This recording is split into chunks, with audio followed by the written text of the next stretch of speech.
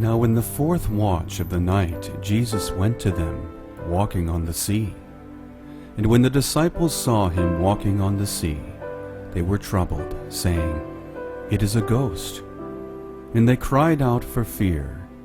But immediately Jesus spoke to them, saying, "Be of good cheer, it is I, do not be afraid." And Peter answered him and said, "Lord, if it is you, command me to come to you on the water." So he said, "Come." And when Peter had come down out of the boat, he walked on the water to go to Jesus.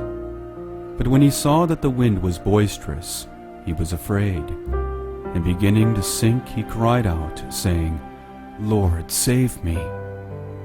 And immediately Jesus stretched out his hand and caught him, and said to him, "O you of little faith, why did you doubt?" And when they got into the boat, the wind ceased. Matthew 14:25-32. When Peter looked away from Jesus, he was in peril. But while he was looking at him, he did the so-called impossible. That is, he walked on water. Indeed, it is easy to assume that we can't answer to the high calling of God when we look to failure. But when we look to and rely upon him who knows no failure, we soon discover that what we thought was impossible is possible with God. If we really want to live like Jesus, then we will seek to walk like him. But before we can even begin to do that, we need to envision what Peter saw that day when he was walking on water.